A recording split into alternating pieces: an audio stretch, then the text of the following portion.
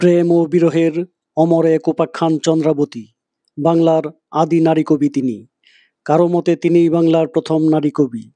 তাঁরই স্মৃতি ধারণ করে আছে শিব মন্দির এবং বাড়িটি।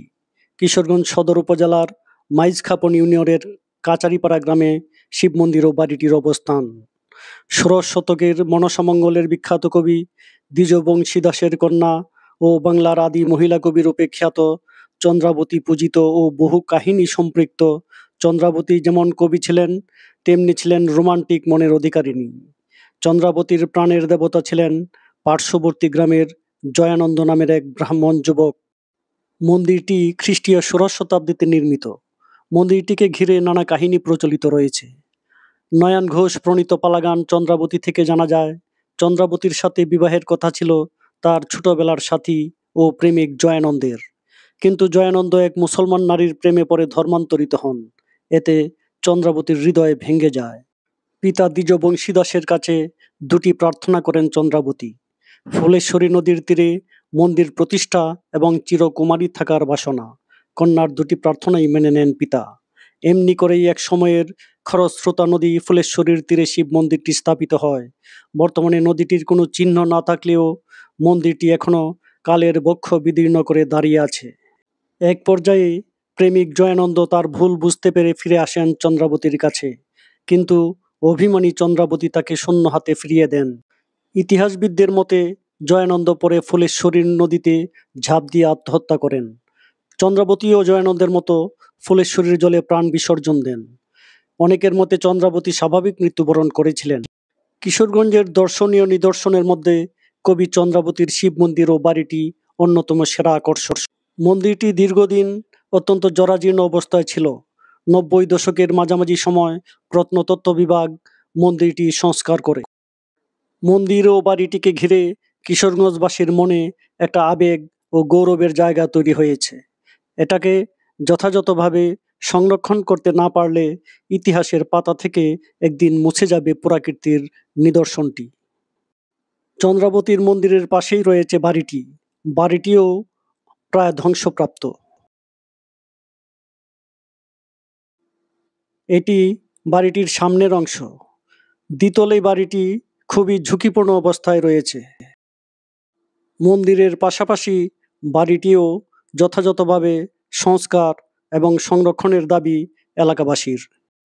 মন্দির ও বাড়িটির পাশেই একটি সরকারি প্রাথমিক বিদ্যালয় প্রতিষ্ঠা করা হয়েছে। চন্দ্রাবতীর নামানুসারে এখানে এটি তার একমাত্র নিদর্শন। তখন এটা পুরাটাই পাতোয়া গ্রাম নামে পরিচিত ছিল। তখন উনি পদ্মপুরাণ যে প্রথম যেটা লেখছেন, সেই পদ্মপুরাণের রচয়িতা ছিলেন চন্দ্রাবতীর বাবা দ্বিজবংশী দাস। ওনার সেই স্মৃতি বিজড়িত দুইটি শিব মন্দির আজও এখানে দাঁড়িয়ে আছে। এখানে প্রতিদিন আমি এখানে প্রতিদিন শিব পূজা দিই। এটা 1986 সনে প্রত্নতত্ত্ব অধিদপ্তরের সংস্কারের জন্য মন্দির দুটো তারা সংরক্ষণের জন্য নেয়।